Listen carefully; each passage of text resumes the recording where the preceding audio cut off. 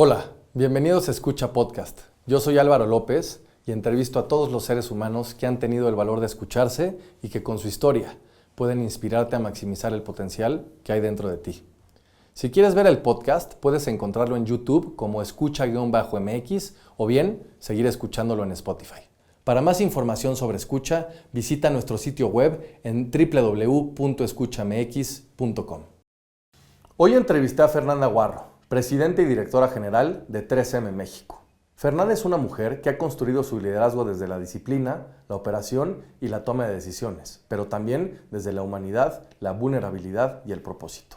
Fernanda es la primera mujer mexicana en liderar 3M en el país y un referente en temas de innovación, cultura, cadena de suministro y liderazgo consciente. En esta conversación, Fernanda y yo hablamos de los hallazgos que ha tenido a lo largo de su camino profesional, de los retos que implica liderar en contextos complejos y de cómo se construye un liderazgo que realmente hace que las cosas sucedan. También hablamos de su libro, El arte de hacer que suceda, una obra donde Fernanda conecta su historia personal, su infancia y los momentos difíciles y de transformación con su manera de liderar hoy, recordándonos que el éxito no es un destino, sino un proceso que se construye todos los días.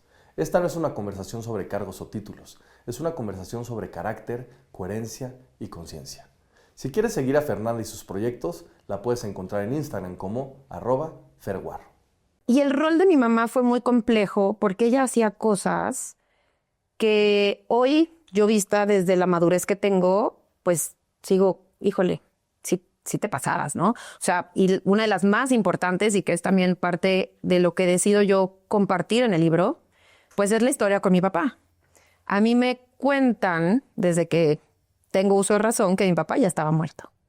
Este podcast es presentado por OTV. En OTV Productions se especializan en transformar ideas en videos corporativos, publicitarios y comerciales de alta calidad. Su enfoque está en crear estrategias audiovisuales que capturen la verdadera esencia de cada empresa. Y lo mejor de todo, están tan seguros de la calidad de su trabajo que garantizan al 100% la satisfacción del cliente. Si el video no resulta ser como lo imaginaste, te devuelven tu dinero sin preguntas ni trucos. Si necesitas cualquier contenido audiovisual para tu empresa, contáctalos en www.otv.com.mx. Este podcast es presentado por Público. Público es una compañía mexicana con 7 años en el mercado que se dedica a operar y desarrollar espacios de trabajo en la Ciudad de México. Si estás interesado en tener las mejores oficinas para tu equipo en términos de espacio, diseño y tecnología, visita publi.co.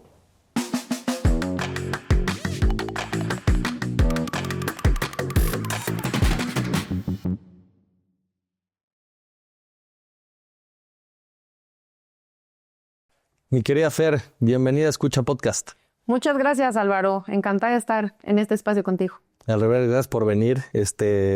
Hablaremos de muchos temas que creo que son pertinentes en la actualidad, temas de liderazgo, temas obviamente de tu nuevo libro, pero el tener aquí a una persona pues que ha tenido este desarrollo profesional y personal me llena de orgullo y de curiosidad, porque pues es justo de lo que hablamos, ¿no? Aquí del proceso de la escucha interna, y que estés aquí pues significa mucho para mí. Bienvenida. No, nuevamente gracias, y pues que lo que podamos compartir en este espacio pues ayude a inspirar a quien, yo siempre digo, a quien se deje.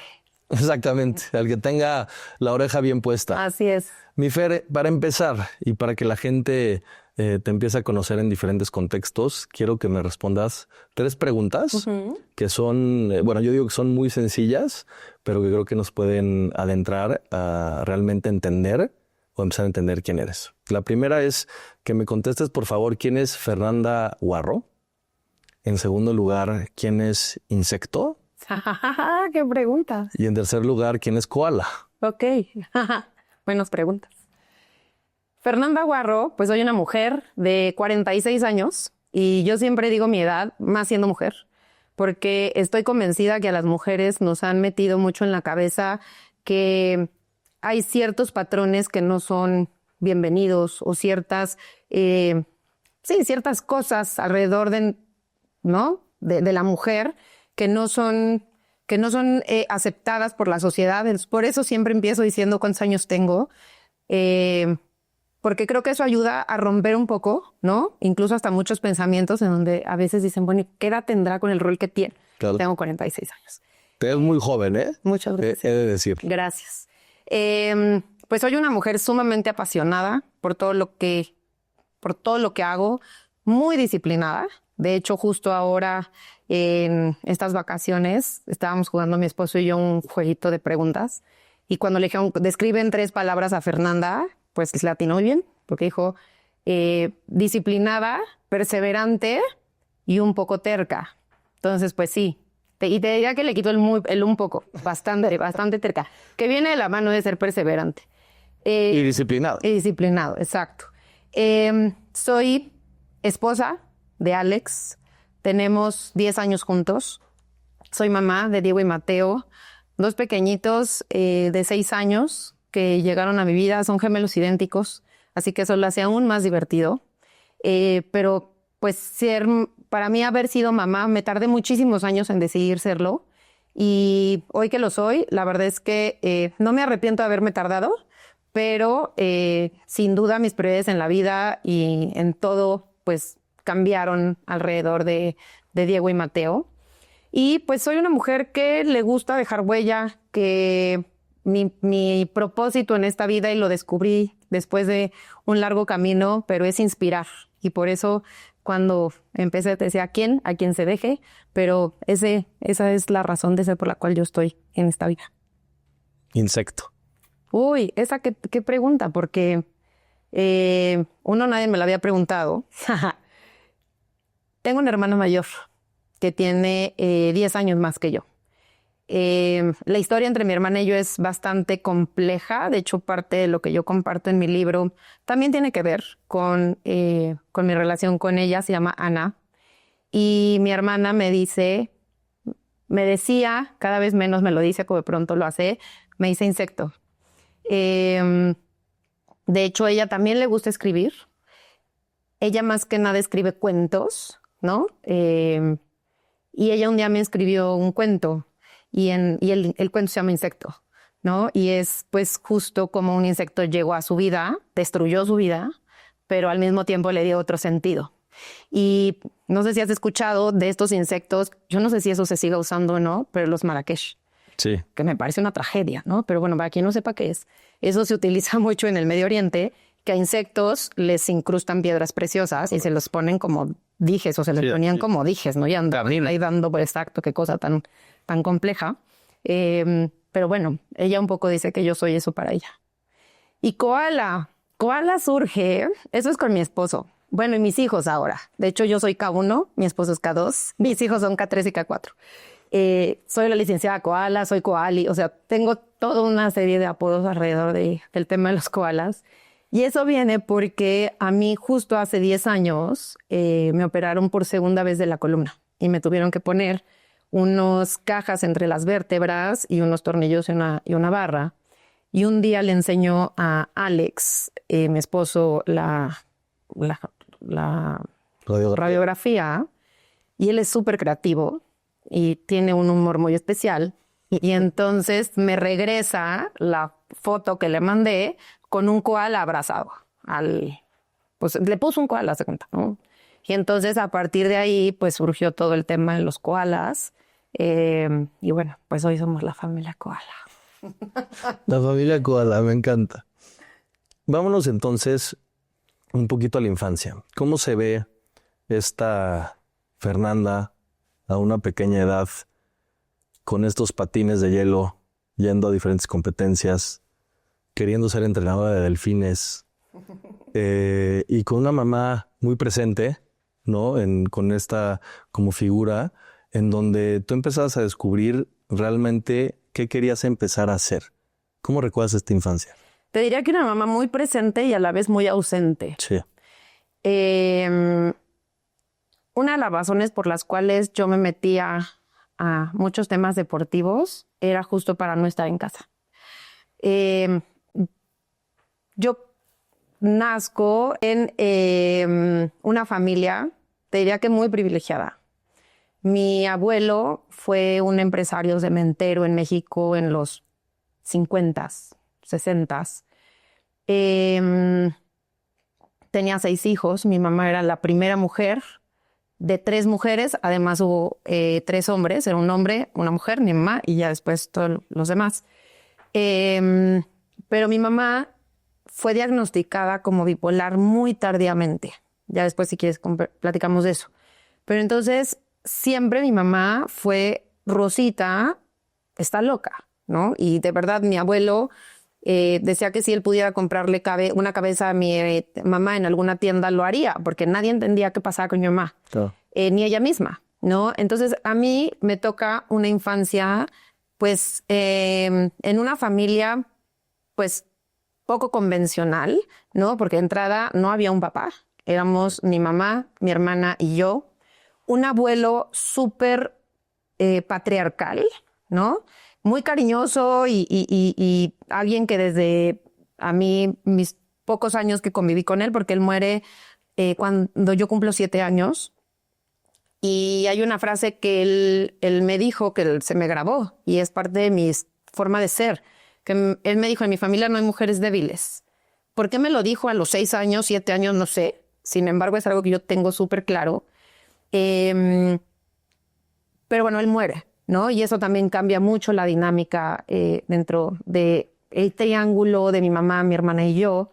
Obviamente mi hermana, pues sí le toca una vida muy diferente a la mía, porque ella sí vive muchísimos años con mi abuelo, con esta figura súper fuerte, con una mamá, pues obviamente mentalmente enferma, sin saber qué es.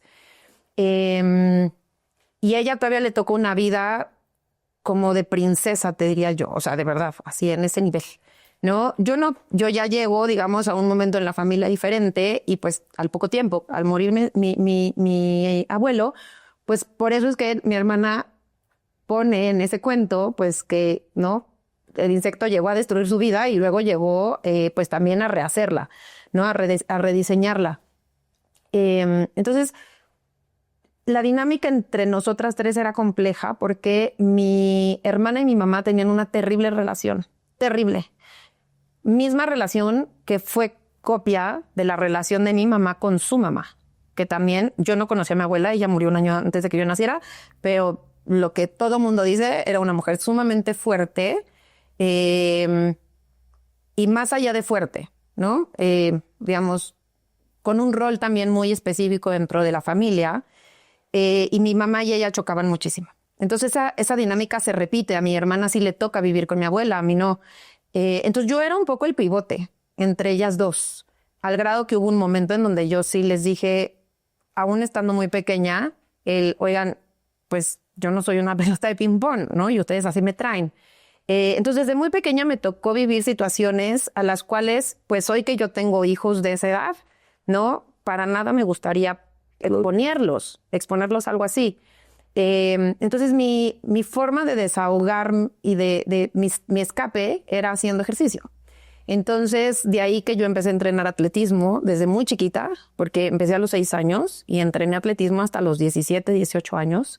Yo estudié en una escuela, en un colegio de legionarios y los legionarios de toda la vida han tenido pues estos eventos deportivos. Sí. Entonces yo competía cada año. La medalla que siempre me iba a sacar era la de deportes. Nunca me iba a sacar la de excelencia, pero la de deportes siempre me la iba a sacar.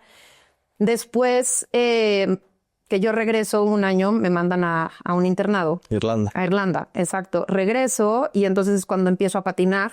Seguí entrenando atletismo, pero la verdad me encantó empezar a patinar. Entonces, pues me metí muchísimo al patinaje. Pues hasta que me troné la rodilla y entonces hasta ahí quedó mi carrera artística del patinaje artístico. Pero en fin, para mí siempre el atletismo o el patinaje o el deporte al que me metieron en su momento era pues un poco para no estar en casa y para pues sacar toda esa energía que yo tenía que sacar de una manera mejor encauzada. ¿Qué impacto tuvo esta frase que te dijo tu abuelo siendo una niña de 6 años? Intentando descifrar quién era mi mamá en mi casa. Yo creo que no lo entendí hasta mucho después, ¿no? O sea, te diría que fue como un tatuaje que me pusieron, que hasta después lo vi, ¿no? Y entonces me empezó a hacer mucho sentido. Y el rol de mi mamá fue muy complejo porque ella hacía cosas que hoy yo vista desde la madurez que tengo, pues sigo, híjole, sí te pasabas, ¿no? O sea, y una de las más importantes y que es también parte de lo que decido yo compartir en el libro, pues es la historia con mi papá. A mí me cuentan desde que tengo uso de razón que mi papá ya estaba muerto, ¿no? Y bueno, pues México mágico y más en esas épocas. Entonces, mi papá fue el amor de la vida de mi mamá. Ella lo conoce cuando tenía 15 años. Se enamora perdidamente de él. Él habrá tenido 4 años más que ella, si no me recuerdo, pero no era digno de ella, según mi abuelo y según sus estándares.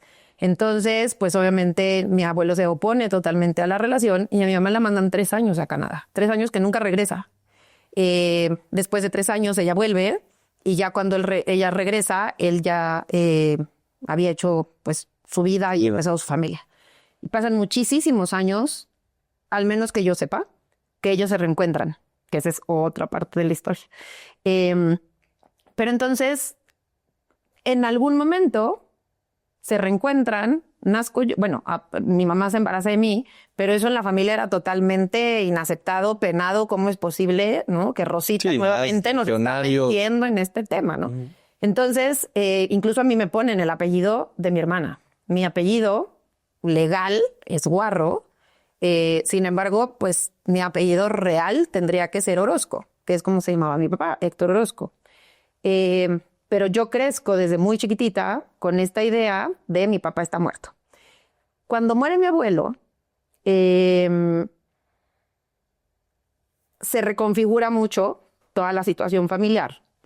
Y cuando yo obviamente nazco, mi hermana, tenía 10 años, 11 años. Obviamente estaba clarísima en la historia, ¿no? Pues finalmente a esa edad ya estás muy consciente de las cosas. Y había mucha fricción y mucho roce entre mi hermana y mi mamá por esta historia. Entonces llega un momento en que mi mamá dice, hasta aquí llegué, y me sienta y a los 7 años me dice, pues, tu papá no está muerto, tu papá se llama Héctor, tu papá es tal y tal y tal, Ana, pues, es tu media hermana, pero pues eso es algo que se queda aquí. Hacia afuera, pues tú eres Fernanda Guarro, ¿no? Y pues tu papá está muerto, en fin. Entonces, eso eran las cosas que hacía mi mamá, ¿no? ¿Cómo manejas este tipo de noticias a esa edad? No la manejas. O sea, no hay forma de manejarla. Más bien, en mi caso, te diría, pues me lo tragué, vivió conmigo mucho tiempo. De ahí que para mí hacer ejercicio era mi mejor forma de desahogo, porque tampoco es que fuera una niña mega traviesa. Más bien era por ahí. Y otro de los momentos, por ejemplo, que también comparto como anécdota chistosa en el libro, en su momento, claro que no fue chistoso, pero yo iba en tercero de primaria, y en qué sí te diría que todo este tema familiar se reflejaba en que mis calificaciones no eran malas, eran lo que sigue de malas, ¿no? Nunca reprobé un año, pero de milagro. 6. Sí, yo de pasazo, ¿no? Y mi mamá llegó a un punto en donde me dijo, si vuelves a repetir, si vuelves a reprobar, te mato. Obviamente ella en su lenguaje no quería decir te voy a matar, pero para una niña de tercero de primaria que su mamá le dijo te voy a matar, pues lo tomé muy literal. Y entonces armé toda una estrategia para salvar mi vida, ¿no? O sea, yo estaba a modo alerta. Entonces aprendí a hacer la firma de mi hermana. De hecho, al día de hoy puedo hacer perfectamente bien la firma de mi hermana, que si bien yo iba en tercero de primaria, ella iba en sexto de prepa. Para mí era una gran autoridad. Sin duda. Obviamente alguien de sexto de prepa cero tiene autoridad para nada, pero para mí ella era una gran autoridad. Entonces, pues yo firmaba yo le entregaba a la Miss los exámenes firmados con la firma de mi hermana. Y claro que mandaron llamar a mi hermana, le dije, oye, íbamos en la misma escuela, ¿no? Y le dijeron, oye, tú firmaste esto, y Ana, no, yo no firmé esto. Entonces, bueno, pues llamaban a mi mamá, todo un show. Long story short, acabé tratando de falsificarle la firma de mi mamá. En esas épocas en los bancos, las fichas de depósito tenían hoja calca. Entonces acompañé, chécate toda mi planeación y mi estructura para salvar mi vida, ¿no? Entonces fuimos al banco, a Banamex, me acuerdo perfecto, de San Jerónimo, ¿no? Y pues tomé unas de esas hojitas y entonces dije, pues la voy a calcar. Claro. Obvio se notaba perfectamente que estaba calcado, pero bueno, yo fui a entregar mi examen y pues ya llegó un punto en donde dijeron, hay algo ahí más allá. ¿no? Pero bueno, la reacción de mi mamá fue sacarme una semana de estudiar y mandarme a la empresa, a la oficina, que uno de mis tíos era el director general. A la cementera. A la cementera, pues para ponerme a hacer para lo que yo fuera buena. Y entonces, bueno, mi tío le siguió el juego. Una semana me tuvieron ahí hasta que dije, no, ya quiero regresar a la escuela y me voy a portar bien. ¿No? Entonces, ese era el tipo de cosas que sucedían en mi casa a mis 7, 9 años. Entonces, ese rol de mi mamá era muy complejo. Entonces, te digo, una mamá muy presente y muy ausente. Porque si bien ella me acompañaba absolutamente a todo, cuando yo corría, de chiquita corría 100 metros, ¿no? O sea, ella salía en la meta, en la salida conmigo y llegaba a la meta, o sea, casi corría casi al lado mío. O sea, esa era mi mamá. Pero por otro lado, cuando tenía crisis, pues dada la bipolaridad, Claro. Pues entraba en una depresión profunda, se la vivía dormida. Entonces, mucha de mi infancia, sobre todo cuando mi hermana ya no estaba en casa, porque mi hermana decidió a los 18 años irse de casa. Entonces éramos mi mamá y yo nada más, y mi nana. Y entonces, pues yo pasé muchísimas semanas, meses con mi nana, ¿no? En donde, pues, mientras ella estaba en su cuarto planchando lo que fuera, yo veía la tele con ella, veíamos las luchas o veíamos lo que ella viera. Y entonces esa era así, esos eran mis fines de semana, mis domingos. Le tenía yo terror a los domingos porque sabía que era estar sola y estar sola con mi nana. Ansiedad. Exactamente, ¿no? Y bueno, yo sabía que de lunes a viernes pues iba a la escuela y tenía actividades y todo. Por los fines de semana, cuando era muy pequeña, no era algo que yo disfrutara. ¿Cómo, y esto te lo pregunto a retrospectiva, puede una persona darse cuenta que está viviendo esto en casa? Y te voy a decir por qué. Hace algunos meses entrevisté a Maureen Terán, que tiene bipolaridad 1, pero ella siendo la paciente, ¿no? Uh-huh. Y decía también pues lo complejo que es la dinámica familiar. Uh-huh. ¿Cómo esto siendo al revés, donde tú no tenías la información, que tu mamá no estaba diagnosticada, hoy podría una persona a lo mejor darse cuenta o pedir ayuda? Porque tú tenías a lo mejor 7, 8 años y pues tu ayuda era tu nana, a lo mejor era tu resguardo, ¿no? Pero también era pues el sentir esta parte de soledad que no necesariamente tendría que estar viviendo una niña de esa edad. Correcto. Pues mira, yo te diría que afortunadamente hoy, al igual que en muchos otros temas, hay más acceso a información y se habla más, ¿no? Ya hoy hay personas, pues como quien me dices que tú entrevistabas, que se sienta aquí y lo dice, ¿no? Y lo comparte. Correcto. Eso no pasaba antes, ¿no? Te estoy hablando de 88, 89, por ahí, ¿no? 85. Entonces, esos eran tabúes en las familias y yo creo que ni siquiera, hablo desde la ignorancia acá, pero yo creo que ni siquiera estaba nombrado, ¿no? Si se llama, bueno, bipolaridad, a lo mejor sí ya con diagnósticos muy específicos, pero pues más bien es la rebelde, es la inquieta, es la loca de la familia. Entonces yo creo que hoy, si detectas ciertos patrones de las personas con las cuales te rodeas o tuyas, ¿no? En donde pues tienes porque la bipolaridad lo que tiene es que es un desequilibrio químico del cerebro, ¿no? En donde principalmente el litio, que es lo que hace, pues es este elemento importante en el balance del cerebro, pues y por eso tienes estas caídas de depresión absolutas que pueden ser muy duras. De hecho, mi hermana heredó la bipolaridad, ¿no? Y eso también es algo bien duro, que hoy ya se sabe que la bipolaridad se hereda y normalmente se hereda por el lado femenino. Y es más, me atrevería a decirte por las historias que me cuentan que en una de esas mi abuela lo tuvo, no lo sé, ¿no? Pero podría venir de este patrón. Entonces, pues, nada, yo te diría, cuando tienes esos desajustes en tu humor, de estar en una depresión absoluta a de pronto estar en momentos de mucha euforia, de totalmente maníacos, porque de hecho son maníacos, sí, claro. Que a mi mamá, por ejemplo, cuando se le detonaba era, para ella una cosa muy relacionada era su estado financiero, porque ella dependía mucho de lo que mis tíos, mi tío, el que dirigía, los hombres eran los que dirigían la empresa en diferentes momentos de la compañía o diferentes roles, ¿no? cuando le pagaban dividendos o cuando sucedían ciertas cosas dentro de la compañía o vendían algún activo, yo qué sé, mi mamá recibía dinero y entonces le detonaban las euforias. Y era una cosa, bueno, o sea, impresionante. Eso se acababa y entonces venían las depresiones muy fuertes. Bajones. ¿No? Entonces, pues eso, yo creo que es estar mucho más atentos uno mismo a qué te detonan ciertas cosas, no dejarlo guardado, ¿no? Creo que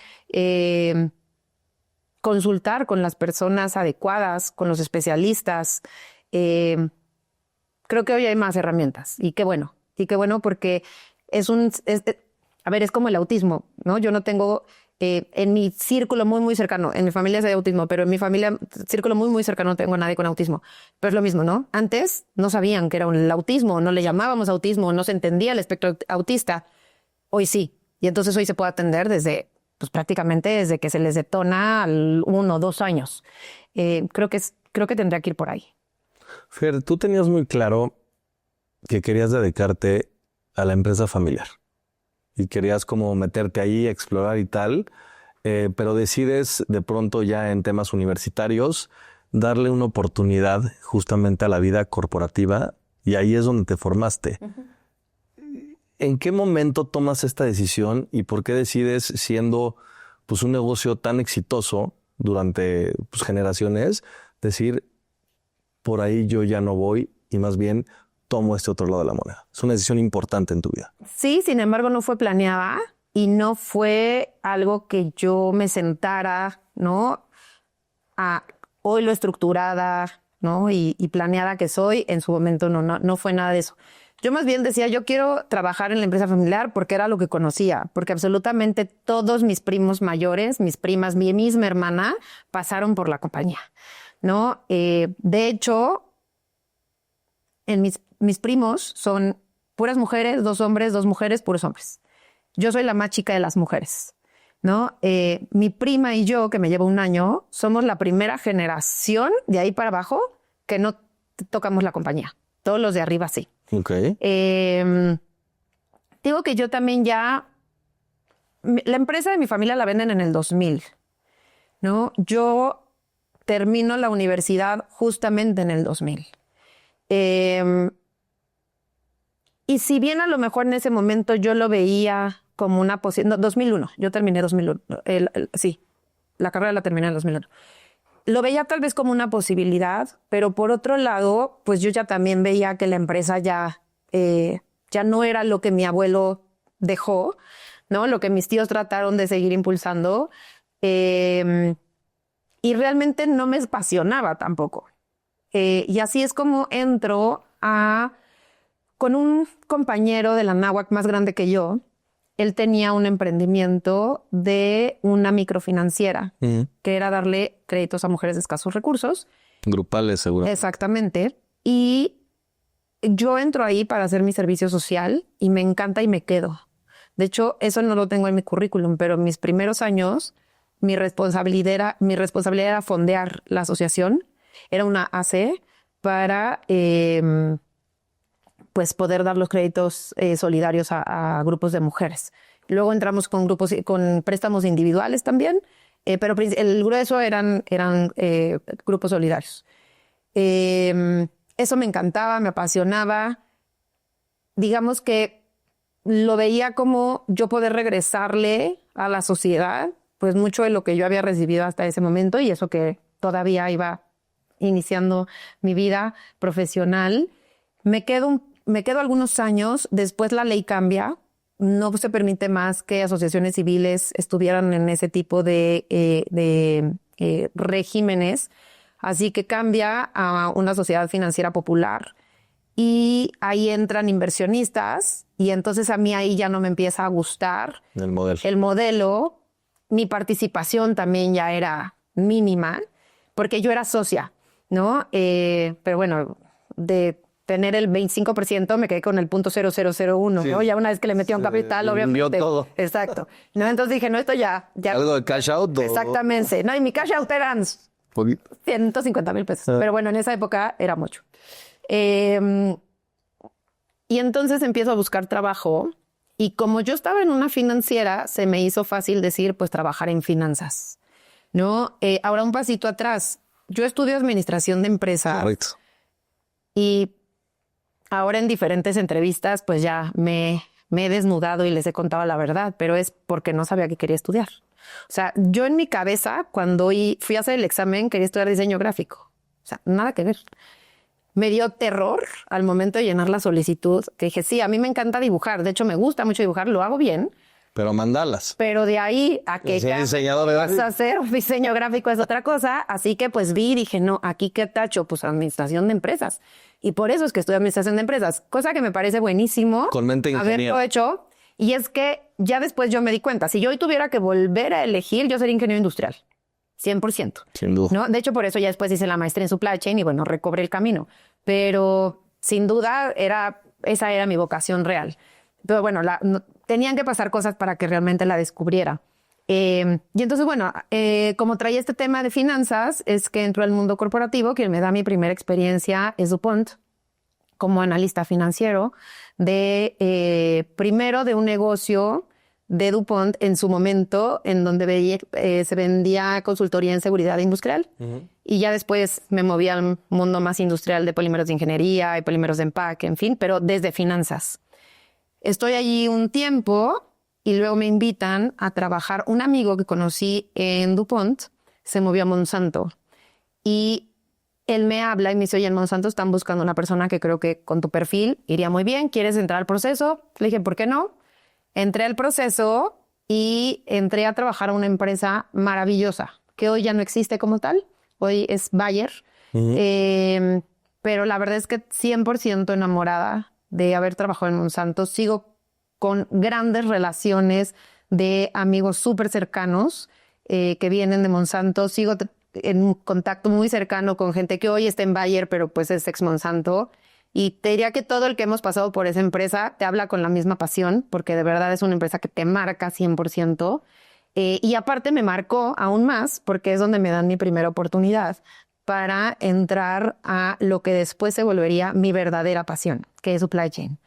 El que era el director de operaciones me ofrece, yo entro a Monsanto en un rol más de compliance, desde la parte financiera, pero más en un tema de compliance con temas muy técnicos de cumplimiento de Sarbanes-Oxley, FCPAs y cosas que en el mundo corporativo, y más cuando eres empresa gringa, tienes que cumplir, para las plantas de manufactura, que en ese momento la compañía tenía 3.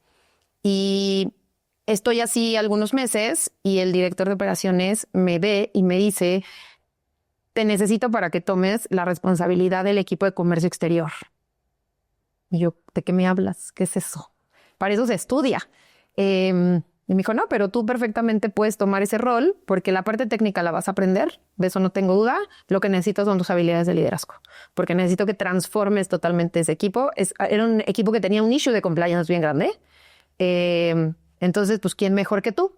Y pues él me mete sin saberlo, a conocer pues mis pininos de supply chain. Después, dentro de Monsanto, tomo otras responsabilidades en México y en Latinoamérica, pues en muchas otras áreas, en compras, en logística y distribución, en diferentes países, con diferentes modelos de temas de hacer logística.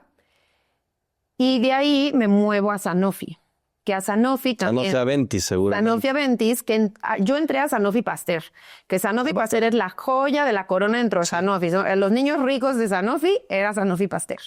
Y entro ahí también porque alguien que conocí en DuPont vio mi perfil, me dijo, oye, vi que estás en supply chain, no tenía ni idea que tú ya estabas en supply chain, pero pues estamos buscando a alguien para vacunas, como ves, no sé qué, participé y pues me quedé en el rol.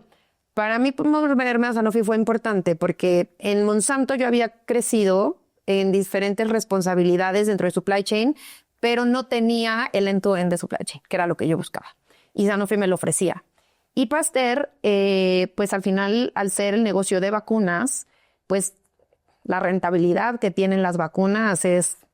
pero muy pocos negocios tienen esa rentabilidad. Y justo entré en un momento súper crítico porque acaba de pasar la H1N1, la crisis de H1N1, donde Sanofi se compromete con en ese momento Felipe Calderón, el presidente Felipe Calderón, de construir una planta de antígeno de la vacuna contra influenza en Ocoyoacac. Y a mí me toca entrar justo en ese momento. Entonces ya la planta ya la estaban construyendo, prácticamente estaba a nada de estar lista, pero nos enteramos que Birmex era con quien se iba a hacer, digamos, el joint venture, ¿no? En donde Sanofi iba a hacer el antígeno y ya todo el tema de filling, packaging, distribución, etcétera, lo iba a hacer Birmex, que tenía 2 años de atraso. Y es donde entro yo y aprendo muchísimo, porque la inversión que hizo Sanofi en millones de euros fue muy fuerte. Es una planta increíble, súper automatizada, maravillosa, que no podía no echarse a andar. Y aparte el compromiso que había de tener vacuna mexicana. Entonces fue interesantísimo porque hubo que mandar el antígeno a Francia y regresarlo a México sin que perdiera el origen. Que hoy, bueno, con todos los temas, ¿no? Del USMCA, que en esa época no era USMCA, pero bueno, todos los temas arancelarios y eso, bueno, es un tema que ahora se ha puesto muy de moda. En esas épocas se hablaba poco. Entonces, bueno, aprendí de reglas de origen impresionante. Era el ir y negociar con COFEPRIS, ir y negociar con Secretaría de Economía, porque México es un país que maquila, no que le maquila, ni mucho menos un país europeo. Entonces ni siquiera estaba en la legislación un modelo como ese. Fue maravilloso, me divertí muchísimo, aprendí muchísimo. Y además fue la primera vez que realmente entiendo lo que es trabajar en un lugar en donde tu trabajo sí impacta la vida de las personas, de manera súper real. Y Monsanto lo es, obviamente, al ser semillas y la agricultura, pero bueno, aquí es súper tangible. Y después me ofrecen moverme a Merck, alemana. Big Pharma. Exactamente, para manejar toda la cadena de suministro de toda la compañía, tanto de productos OTC, de productos éticos y de productos biotecnológicos. Así que, pues también maravilloso. Sí, ya te vas al B2C ahora. Exactamente, ya estuve 5 años en Merck. Es la primera oportunidad que tengo como directora ya del área. Y después de 5 años entro a 3M, como yo dije cuando renuncié a Merck, para irme a las grandes ligas, como le dije yo en ese momento, para ser directora de supply chain de 3M en México, con un nivel de complejidad inmensa, porque hasta ahora yo había trabajado en sectores específicos. Y lo que tiene 3M, pues es que juega en muchísimos sectores. No solo multicanal, sino multiindustria, ¿no? Porque estás prácticamente en casi todas las industrias y eso lo hace apasionante, y más estando en supply chain es estar en un parque de diversiones. Fer, dijiste que la parte técnica se aprende y no puedo estar más de acuerdo contigo, y que te vieron cuando tenías este potencial o este diamante en bruto, que necesitaban tus características para poder liderar un equipo y empezar a cambiar justamente el mindset en ese momento de compliance. ¿Qué necesita hoy un líder y qué te vieron a ti para que tú fueras como escalando en este tipo de responsabilidades que ya tienen que ver mucho más con competencias que con habilidades técnicas? Primero, para mí un factor importantísimo es ser agente de cambio, ¿no? ¿Qué es un agente de cambio? Y cuando hablas de cambio, es si yo le pregunto en un lugar, así seamos 5 personas o seamos 5,000, ¿quién quiere cambiar algo? Absolutamente todo mundo queremos cambiar algo, lo que sea, lo que sea. Cuando tú a esa misma gente le dices, ok, ¿quién está dispuesta a cambiarlo? Una cosa es quererlo y otra cosa es estar dispuesto a cambiarlo. La mitad se echa para atrás, ¿no? Dice, no, estoy mejor en mi área de confort y no es necesario. Y si después dices, ¿y quién está dispuesto a liderar ese cambio? El único que se queda parado es por lo que se echó más tarde para atrás. O el champion que dijeron eres tú. Exactamente. ¿No? Y yo soy esa persona.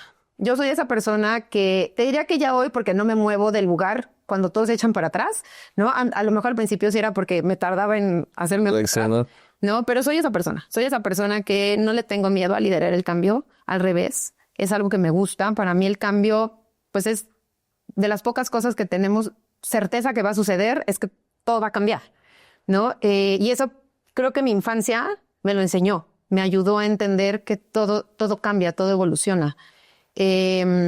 Otra gran habilidad que creo que en general el liderazgo debe tener, que yo tengo, es ser empáticos. ¿no? Y que muchas veces cuando me preguntan qué gran diferencia hay entre el liderazgo femenino con el liderazgo masculino, en fin, creo que esa es una de ellas, es la empatía y es la capacidad de leer a las personas más allá de lo que en este momento estás tratando de mostrarme.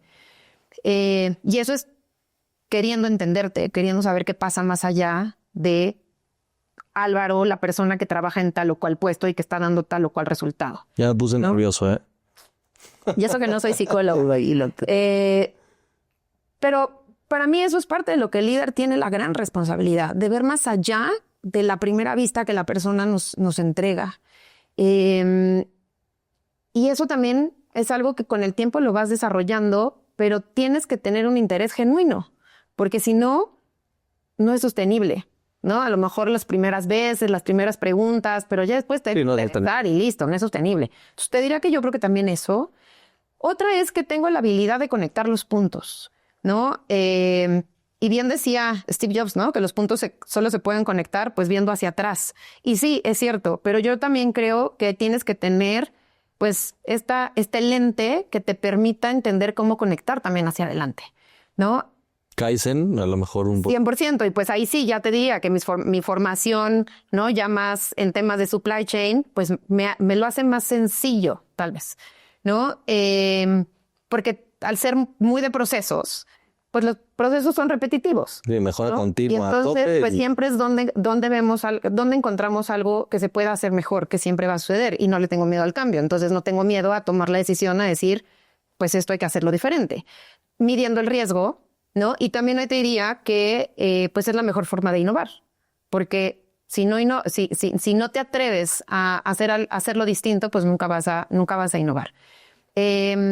Y bueno, hay que entregar resultados, ¿no? Porque por supuesto, en buenas intenciones, pues nos quedamos muchos y pues más bien es quien es capaz de entregar los resultados. Pero para mí una cosa es entregar el resultado a costa de lo que sea y a pesar de lo que sea. Uh-huh. Y una muy distinta es entregar los resultados asegurando que nadie se nos queda atrás. O quienes están quedando atrás es porque quieren quedarse atrás realmente. Que eso también lo entendí con el tiempo. Antes yo siempre quería que todos estuvieran a mi ritmo, fueran a mi mismo paso. Me describía. Tu primera pregunta, si tú me lo hubieras hecho a lo mejor hace 15 años atrás, yo te hubiera dicho soy un tren bala. Esa era Fernanda. Hoy he aprendido que sí, sigo teniendo objetivos claros y sigo así asegurándome que los cumplo, pero ya no a pesar de lo que sea y a costa de lo que sea. A lo mejor va parando, pero... Exactamente, hago mis paradas y quién sube, quién baja, estamos bien, seguimos. Antes no. Reculas. Exactamente, ¿no? Y eso también creo que es parte de lo que nos toca hacer como líderes. Y finalmente, yo creo que un líder, si no es optimista, no es un buen líder. Y ahorita en situaciones como las que vivimos, geopolíticas, económicas, en fin, yo creo que aquellos que somos optimistas y positivos somos los que somos capaces de ver hacia adelante opciones. De lo contrario es muy difícil porque hay muchas cosas que no controlas. Entonces mejor enfócate en lo que sí controlas y en aquello que no, pues quédate atento, pero con una visión más optimista que pesimista. Hablemos entonces, ahorita dijiste una palabra que me gusta mucho, que es el cambio. Y dentro de tu historia profesional que me estás platicando, evidentemente hay cosas personales que también están pasando a la par. Uh-huh. Y que no necesariamente van separadas una de la otra porque ambas tienen un impacto colateral. Totalmente. Tú en el año 2013 tuviste muchos cambios, Fer, y fueron cambios repentinos en donde no solamente estás viviendo cosas que se viven pocas veces en la vida, sino que viviendo estas cosas, que ahorita me gustaría que entráramos un poco más profundo a eso, tenías también esta otra parte, tenías este potencial, estabas siendo líder, estabas entendiendo de procesos, de políticas, haciendo negociaciones, viendo las compras, pero había aquí también mucho cambio. Y un cambio que te sirvió como motivador a raíz del dolor. Cuéntanos un poquito de esto. Pues el 2013 es el año que me marca completamente, en donde pues digamos que me destruí y me reconstruí a partir del 2013, ¿no? En resumen, firmo un divorcio. Yo estuve con una persona maravillosa, 7 años, Tres juntos, ya casados. Y en inicios del 2013 ya es que formalmente nos separamos. Que sin duda, para mí, pues te diría que lo veo como, lo vi, hoy no lo veo así, lo vi como uno de mis primeros fracasos en la vida, ¿no? Ya después lo entendí, lo vi desde otra perspectiva, pero en su momento eso era para mí.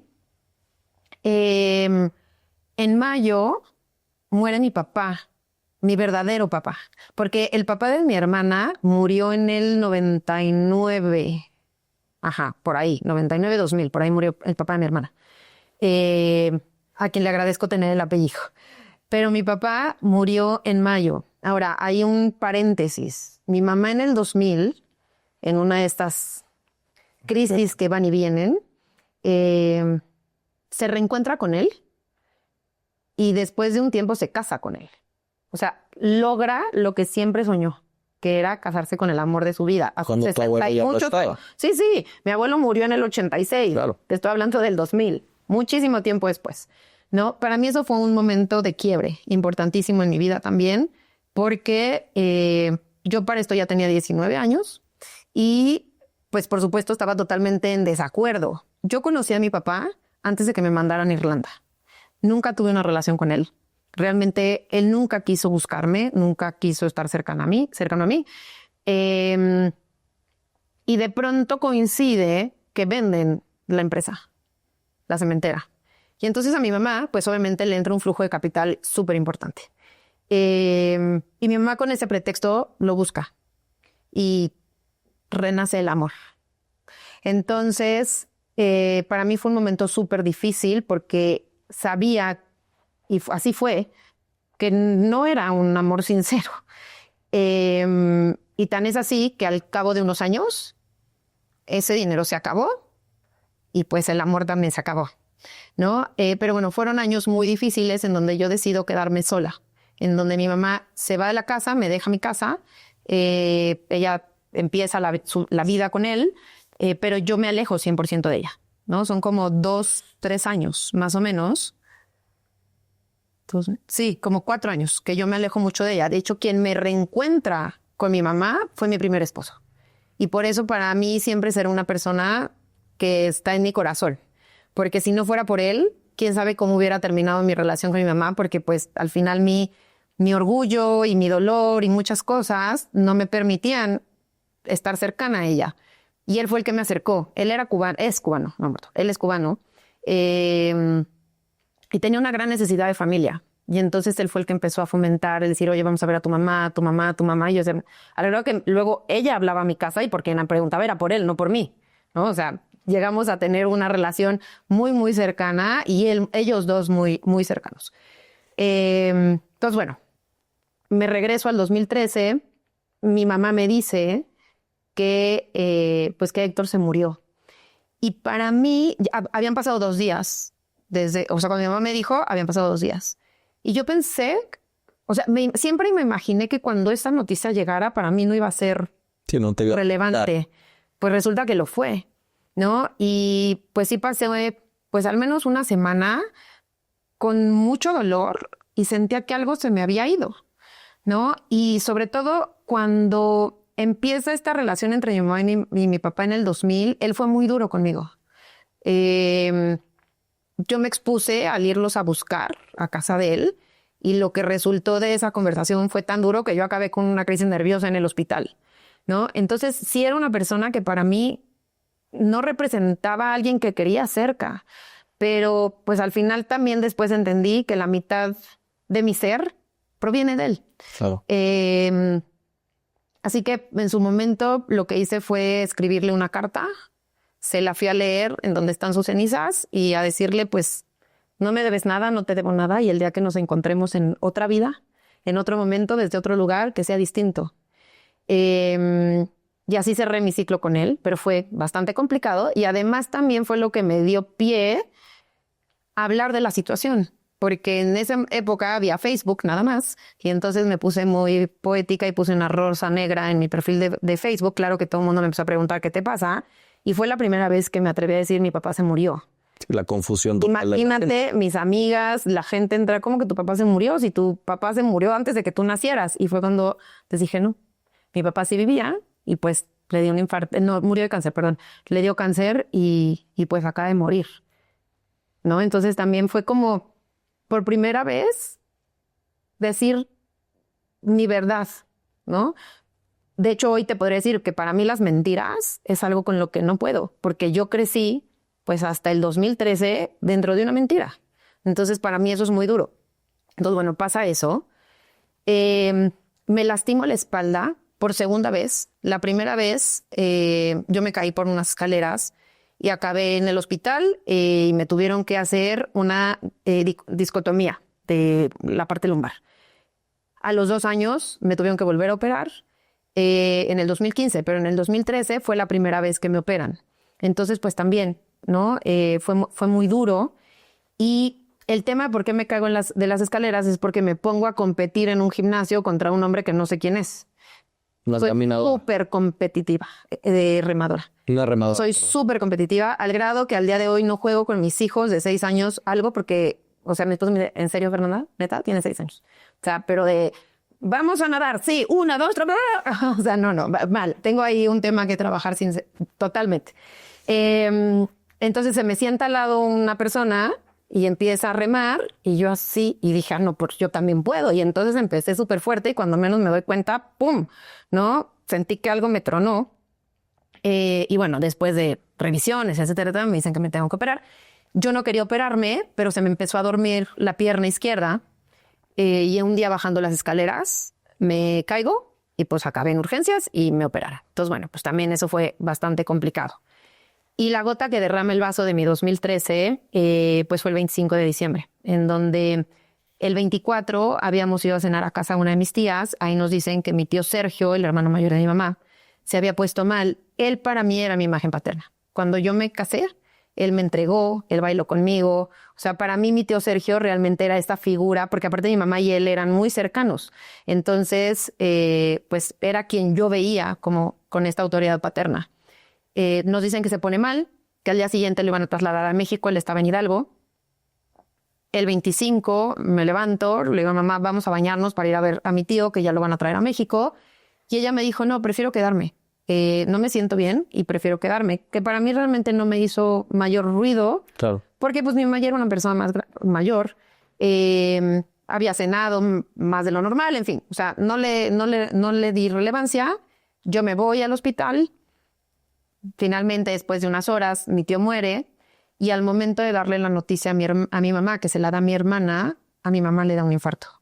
Y yo cuando llego a mi casa, pues ya estaba mi mamá en el piso con mi hermana, tratando de, pues, mantenerla viva. Entre las dos estuvimos, pues, tratando de hacer lo que podíamos, pero cuando llegó la ambulancia ya no hubo nada que hacerle. Entonces fue como 1:30, 2 horas de diferencia entre que murió mi tío y muere mi mamá.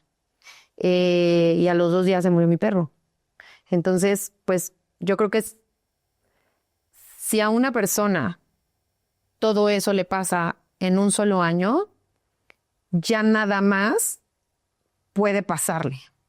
Y yo de hecho decreté que a partir de ese año, obviamente te hablo 2 años después, ¿no? Me tomó mucho tiempo recuperarme. Pero yo decreté que a partir de ese momento nada malo me iba a pasar y que todo a mí ya me lo habían mandado junto y que de aquí para adelante iban a venir cosas complicadas, sí, ¿no? Pero ya nada como lo que yo viví en el 2013. Cuando empecé a buscar ayuda, que fui con, you name it. Bruja. Chamanes, rabinos, imanes, probé todo, brujas, todo, astrólogos, lo que tú me quieras decir, yo ya fui, ¿no? Porque realmente tenía una gran necesidad de entender para qué había pasado, ¿no? ¿No entendiste? Muchísimas cosas. Uno, y muy importante, que no fue un castigo que me mandaron. Que al principio yo decía, ¿qué hice? O sea, ¿qué hice para que en un año pasara todo esto? O sea, he sido una buena persona. O sea, no manches, no he matado a nadie, no le he hecho daño a nadie, no le he robado a nadie. O sea, ¿por qué? Tal cual, ¿por qué Dios me hiciste esto? ¿No? De hecho, te diría que por mi formación, yo salí, porque yo estudié con colegiales desde maternal hasta la universidad. Sí. Entonces salí un poco alejada de la religión católica. Y en ese momento, pues también era un poco el recriminarle, ¿no? A Dios, el decir, ¿por qué hiciste esto? O sea, sí, ¿por qué yo? ¿no? ¿Por qué yo? Y era el por qué. Entonces después fue entender que no, nadie me estaba castigando, que tampoco es que haya un plan maestro y un plan divino en donde hayan dicho, no, todo esto tiene que suceder. Simplemente fueron situaciones aisladas que sucedieron al mismo tiempo. Y que tengo una fortaleza tan grande que hoy me tiene hablando contigo y no en otro lado. Y que si fui capaz, digo, de reconstruirme, porque para mí, cuando empecé a ir con un psicólogo, que fue uno que me ayudó muchísimo, que me dijo, ¿por qué estás aquí? Y mi respuesta fue decirle, porque tengo el alma rota y no sé qué hacer con esto. Después aprendí y entendí, pues, que mi alma se podía restaurar. Como cualquier obra de arte, las grietas están, siempre van a estar. Pero aprendí a vivir con ellas y aprendí a utilizarlas a mi favor. Y era un poco la pregunta que me hacías, que detonó toda esta conversación. Al mismo tiempo corría mi vida profesional. Y afortunadamente, y agradezco haber estado en ese momento en la empresa en la que estaba, que era Merck, porque tuve todo el apoyo necesario. O sea, creo que el tiempo anterior, o sea, los años anteriores que yo había trabajado ahí, pues había demostrado, ¿no? Mi compromiso, mis resultados. La responsabilidad. Y cuando llegó este momento, fueron súper empáticos conmigo. Sobre todo lo del 25. No, bueno, y cuando me operaron, ¿no? Pero lo del 25, o sea, lo de diciembre, porque sí me tardé, pues no te diría que meses, pero sí varias semanas en volver a tener la cabeza, sí, claridad que era mental, de poder, o sea, estructurar una frase lógica, ¿no? Y me apoyaron muchísimo. La verdad es que entendieron que fue una situación, pues, que estaba totalmente fuera de mi control. Y eso me permitió también el darle paso a mi equipo, ¿no? En donde el equipo que había venido yo formando, pues fue cuando se puso a prueba. ¿Delegar? Exacto, ¿no? Y no solo el delegar el full package, ¿no? Porque yo no estoy disponible. Entonces, no solo te delego la actividad, te delego la responsabilidad y la toma de decisiones. Y vamos corrigiendo, ¿no? Y entonces eso creo que fue, por un lado, muy interesante porque a ciertas personas del equipo, pues les permitió brillar, les permitió crecer, tomar la oportunidad, sin duda. Y yo darme cuenta de cuáles eran esas piezas fuertes, cuáles eran las piezas con las cuales todavía había que trabajar dentro del tablero, pues para poder tener un equipo de súper alto desempeño. Y logramos serlo después de eso, ¿no? En donde yo, cuando alguien me reporta e iniciamos una relación laboral, siempre les digo lo mismo. O sea, conmigo tú no te tienes que ganar la confianza. Yo te la regalo en este momento. O sea, yo no soy esa persona de compruébame que puedo confiar en ti. Claro. Yo regalo mi confianza y más bien depende de ambas partes, porque no nada más es de tu lado, también de la mía, que ese nivel de confianza se mantenga. No suba o baje. ¿No? Y eso fue lo que pasó en ese momento también, ¿no? Que genuinamente fue decir, o sea, es suyo esto. Y cuando yo regrese, pues vemos en dónde estamos parados y cómo vamos, corrigiendo o arreglando o no lo que haya que hacer. Entonces, tuve mucha suerte del lugar en el que estaba. No fue suerte el equipo que tenía, porque ese trabajé para tenerlo. Nunca pensé que nos iba la vida a poner en un momento en donde pues era de, pues ahora demostrar lo que hemos venido trabajando. Claro. Pero pues el equipo respondió súper bien. Y cuando yo me cambié de Merck a 3M, que fue a los 3 años de eso, uno de ellos es quien se quedó en posición. Esto que dices, y gracias por compartirlo, es bien importante porque no puedo dejar de sentir empatía porque me pasó algo similar justamente cuando estaba trabajando. no en estos eventos, pero sí en un tema de salud. Tuve 2 tumores en el cerebro, uno de estos reventó.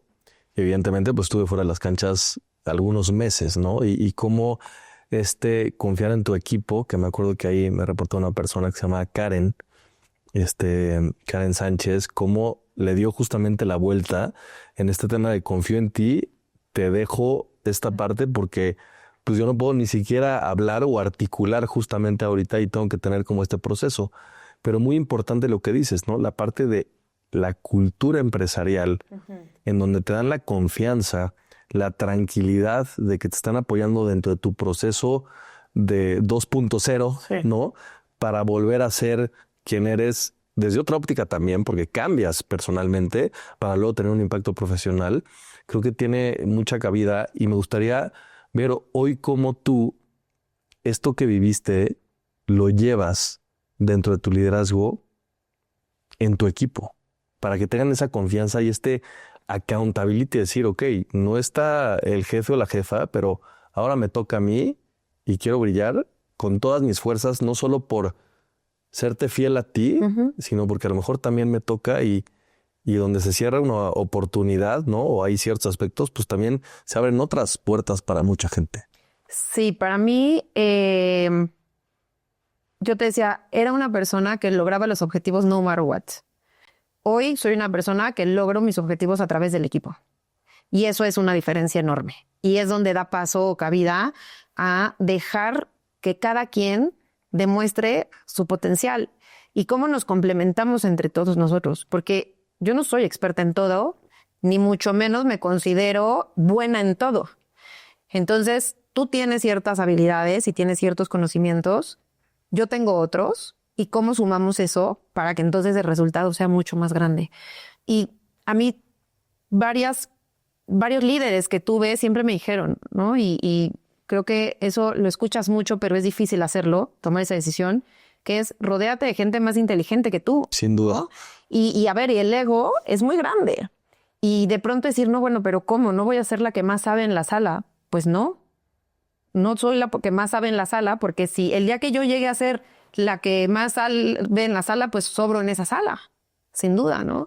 Y ahí es en donde para mí el que cada quien tenga su espacio es tan importante, y te diría que algo que a mí me saca totalmente de mi centro y de mi, pues sí, de esta forma en la que busco crear equipos, es cuando llega alguien al equipo que es todo lo contrario, ¿no? Y que lo que busca es la medalla individual. Aleccionar. Exactamente. Para mí eso me cuesta y he ido aprendiendo a manejarlo porque siempre vas a encontrar en los equipos, ¿no? Estas personalidades.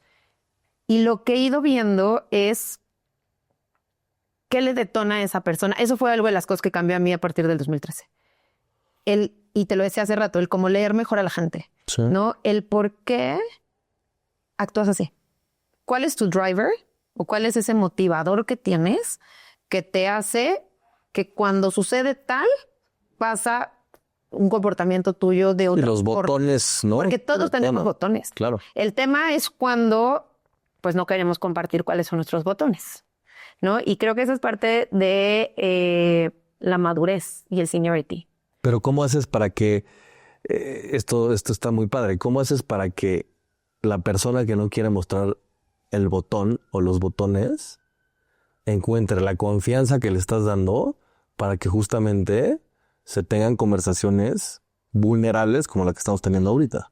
A ver, me he encontrado con aquellas personas en donde simplemente no quieren y entonces llega un punto en donde ya.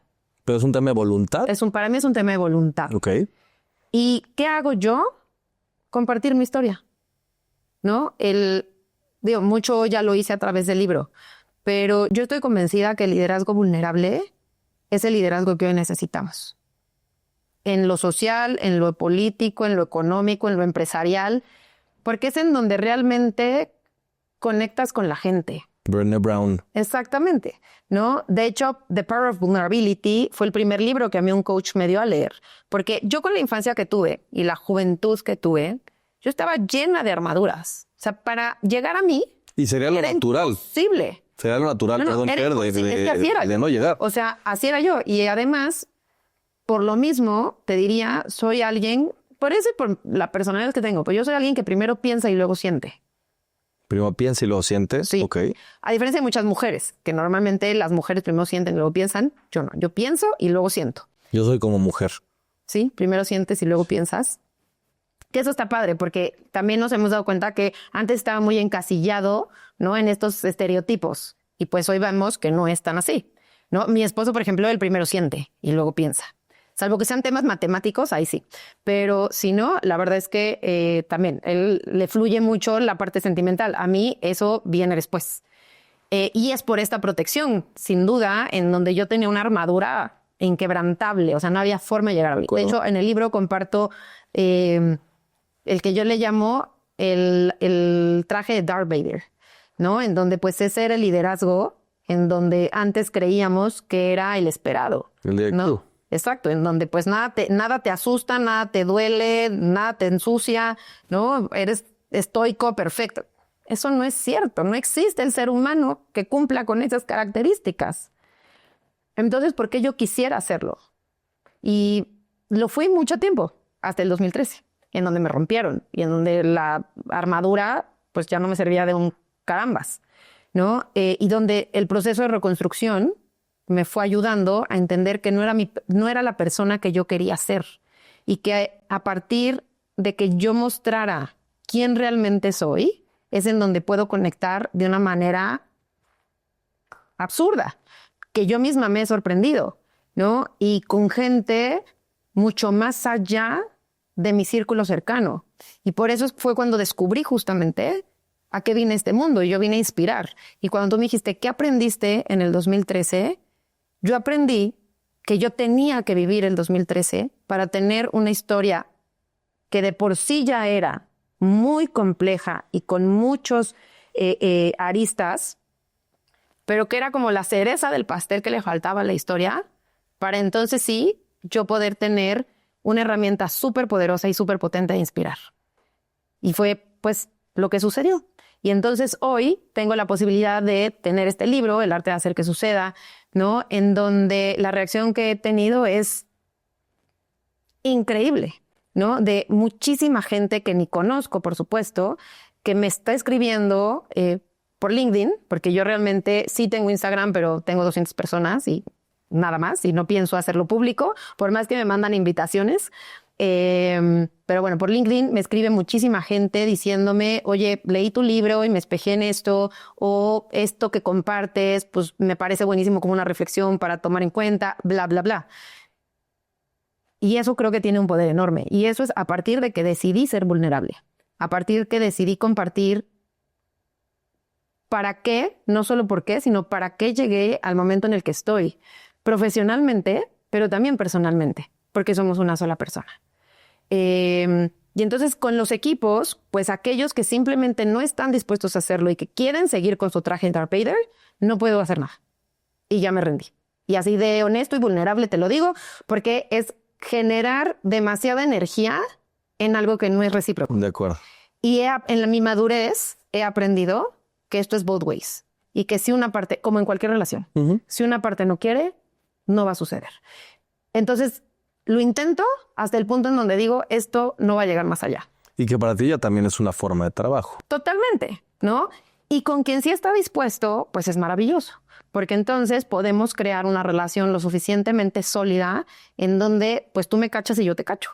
Y no importa qué posición tengas tú o qué posición tenga yo. Porque para mí esto no es un tema de título nobiliario. Porque hoy tengo esta posición con un título nobiliario muy rimbombante, pero mañana no lo voy a tener. Y de hecho estuve a punto de no tenerlo, ¿no? Porque a mí hace 4 años me iban a correr de 3M. Pero entonces hablemos de este título nobiliario porque sí creo que importa.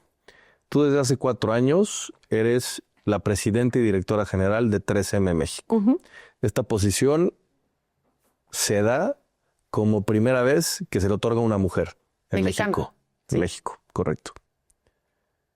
¿Qué responsabilidades lleva esto? Enormes. ¿Y cómo esta visión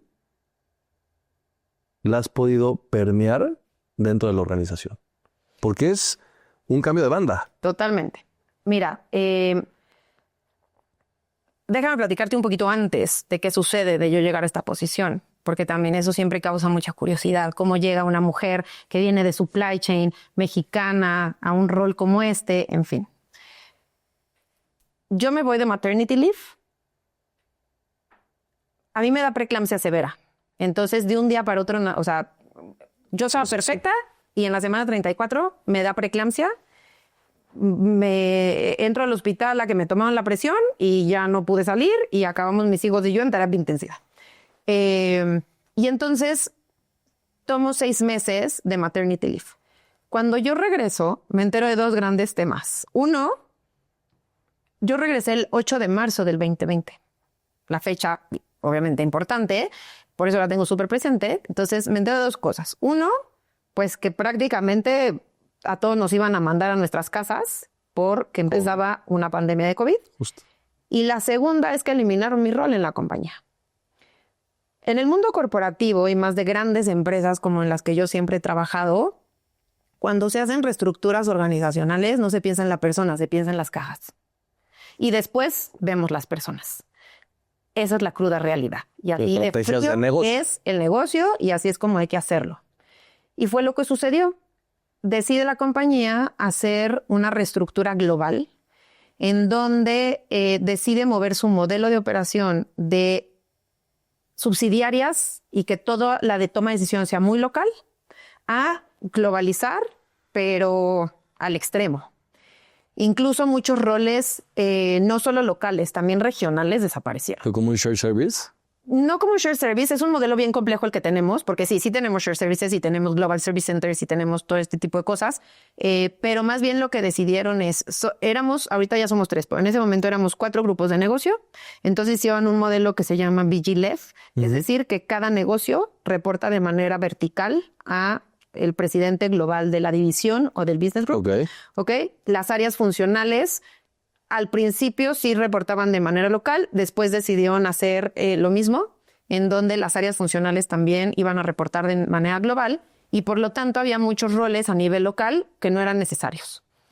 Si esa estrategia de negocio era la correcta o no, ese es otro podcast completamente. Que no se entra entrar en él. Pero fue la decisión que se tomó en su momento. Eso incluso empezó antes de la pandemia. Con la pandemia se frenó un poco.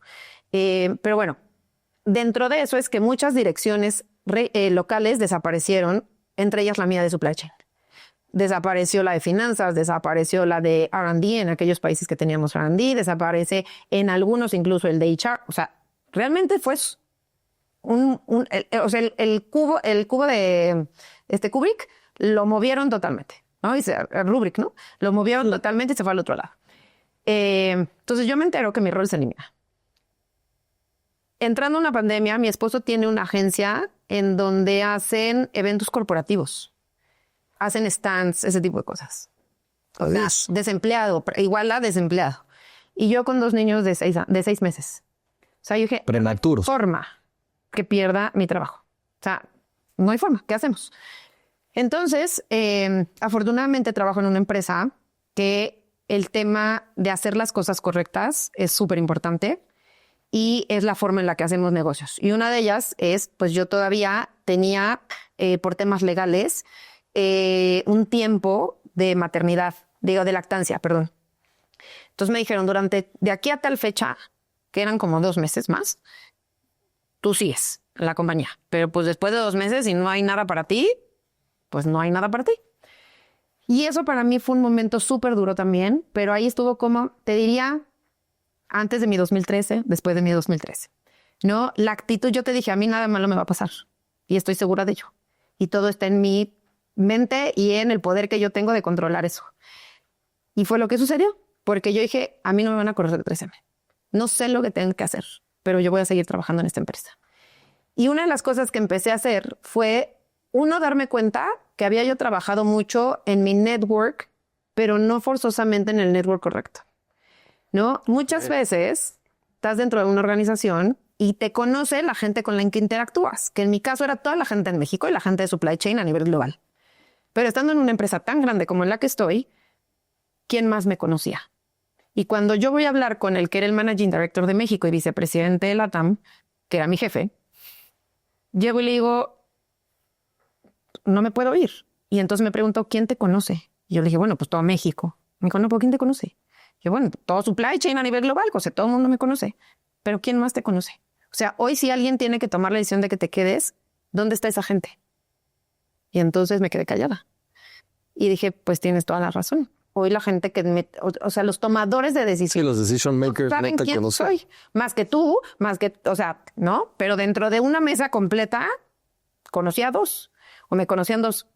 Entonces, durante esos 2 meses me di a la tarea de hacerme conocer. Todo era por Teams, porque estábamos en la pandemia, entonces con esa facilidad de que yo no tenía que viajar a ningún lado y simplemente mandar un mensajito quitándome la pena y decirle, hola, mucho gusto, soy Fernanda Guarro, me encantaría que me regales 15 minutos para decirte quién soy, ¿no? Y tenía yo el aval de José, entonces le decía, ¿no? José me dio confianza, ¿sí? ¿no? Y pues listo, aquí estoy. Y entonces eso empecé a hacer muchísimo. ¿Cuál era la excusa de tener esta Mi rol se conversación? eliminó, tal cual. Ah, o sea, era, ok. Sí, sí. No era un tema de lobbying, era un tema de mi rol se Mi eliminó. rol se eliminó, ¿no? A ver, se habían eliminado un montón de... Me quiero quedar y este soy yo. ¿Sabes? No era yo la única haciendo eso, ¿no? Los demás quizá cómo lo hicieron. Yo al final fue a hacer mi stakeholder mapping. Exacto. Es decir, con este, yo necesito que me conozcan sí o sí y que sepan el valor que puedo agregar a la compañía si deciden que yo me quede. ¿En qué rol? En el que sea. Si me hubieran dicho, vas a ser la nueva recepcionista, yo la hubiera hecho espectacular y hubiera sido la mejor recepcionista que esa compañía ha tenido en su vida entera. Sin duda. ¿No? Pero era apostarle a quedarme. Y entonces eso fue lo que hice durante 2 meses. Más un proyecto en el cual me pusieron a trabajar. Que también ese proyecto era algo que no me apasionaba, no me gustaba, no nada, pero no tenía yo... Hay veces que tienes que hacerlo, ¿no? No estaba yo para decir, oye, no, eso no me gusta. Podemos poner... Si no estoy tan motivada. Al revés. Dije, yo esto lo saco, pero... O sea, del parque, ¿no? O sea, aquí puro home run. Convención. No, exactamente, con mención honorífica. Entonces, fue lo que hice, enfocarme a que ese proyecto fuera espectacular el resultado y pues a darme a conocer. Y después de ese tiempo, regresa José conmigo y él consiguió un headcount para mí, en donde me quedo con otro título, porque en 3M no existen los Chief of Staff como título, pero era yo su Chief of Staff prácticamente, ¿no? Me pusieron un título más rimbombante, pero era eso. Entonces me dio la oportunidad de trabajar con él y con los 4 Managing Directors de la región. Eso fue para mí... Te ha traído toda la visibilidad. ¿Qué curso de Harvard ni del que tú quieras? O sea, la verdad, me dio muchísima visibilidad. Me dio también poder estar cercano a muy diferentes tipos de liderazgo, porque... pues parecía chiste, ¿no? Era José, que estaba en México, pero él es salvadoreño, Jimena, ella chilena y llevaba todo con Sur, Luis, él era ecuatoriano, pero estaba en Perú y llevaba andino, estaba Marcelo, que era argentino, pero estaba en Brasil, y el de Centroamérica y Caribe, que él es venezolano, pero estaba en Panamá en ese momento, ¿no? Entonces, cualquier cantidad de perfiles que te puedas imaginar en la región, me tocó trabajar con ellos, de backgrounds bien diferentes. Enrique, era de Centroamérica. Entonces fue maravilloso. Y además, justo en plena pandemia, estábamos muy expuestos como compañía, porque somos los principales productores en el mundo de N95. Entonces, bueno, pues ya, si te vas a esas épocas, todos los era una tapabocas locura. Se vendieron. Entonces, ahí lo que yo le propuse a José es... Tú encárgate de todo lo que tienes que ver en la región, déjame a mí los temas que hay en México. Yo lo que voy a hacer es decirte, esta es la opción A, B y C. Tú me dices cuál quieres implementar y yo la implemento. ¿Te parece? Sí. Y entonces así estuvimos trabajando 2 años. Así que yo estuve muy cercana a la operación de México, pues por esta dinámica en la cual estábamos trabajando. Y viene la reforma laboral también. Y el tema de la reforma laboral para una empresa como la nuestra era muy complicado. En ese momento éramos 10,000 personas, con 4 plantas de manufactura, varias entidades legales. Entonces la reforma laboral sí que nos generaba un tema importante, tanto financiero como de procesos. Nadie quería asumir la responsabilidad de un proyecto de esa magnitud y pues yo te digo que soy un agente de cambio y entonces pues yo fui la que se puso al frente y le dijo, dame ese proyecto. Y me dijo, ¿estás segura? No sé lo que estás diciendo. O sea, no tienes ni idea que te vas a meter y tienes 2 niños chiquitos. Le dije, dámelo, no pasa nada. ¿Por qué lo hiciste realmente? Porque me apasiona resolver cosas. eso es la razón. O sea, mi ADN es, o sea, soy, o sea, de levantarme las mangas y accionar. Y, o sea, si no, no hubiera trabajado en supply chain, ¿no? De manejar muchos escenarios inciertos y no me da miedo. Entonces lo hice por eso, lo hice porque vi que había una gran necesidad de ponerle estructura y orden a algo que era súper crítico y que si no se hacía, íbamos a acabar muy mal. Entonces, pues dije, yo tengo las habilidades necesarias, listo, yo lo hago, ¿no? Y no me da miedo hacerlo. Fue buenísimo, primero porque me expuso a muchos temas, Claro. pero era un impacto tan grande que teníamos en la empresa que hubo que presentarle al CEO y al CFO de la compañía. Porque simplemente la hora pagarle PTU a toda la organización. Al único CEO que existe. Al único CEO que existe en la compañía, correcto. Y al único CFO que existe en la compañía. Entonces, bueno, fue súper interesante porque pues, fue exponerles a ellos, ¿no? Y si bien no fui la única que estuvo, yo preparé la presentación, pero como la Chief of Staff, pero yo también fui parte de quienes presentamos. Y bueno, y obviamente José nos dio crédito a todos los que estuvimos en eso, en fin, ¿no? Cuando a él lo mueven de rol, él deja 2 posiciones abiertas. La vicepresidencia de Latinoamérica y ser el Managing Director de México. Y ahí viene otro momento para mí crucial, que es algo que me hace diferente. Y sobre todo como mujer. Y es que yo dije, a ver, el no ya lo tengo. Y si me lo dan, ¿qué pasaría? Y entonces, sin sentirme lista y sin cumplir con todo el perfil que se necesitaba para esa posición, pues fui con José y le dije, quiero participar para hacer tu reemplazo para México. Voy a poner un paréntesis muy rápido. Dijiste sin sentirme lista. Sí. Esta es una pregunta de sí o no.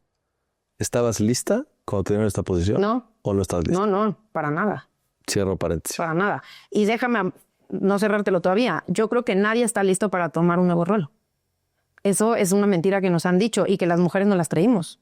Que creemos que para poder tomar un nuevo rol, si no tenemos todo el checklist completo, entonces no somos nosotras. Y de ahí todo un tema que luego podemos en otro podcast, si quieres, hablar sobre por qué hay pocas mujeres en posiciones de liderazgo, desafortunadamente.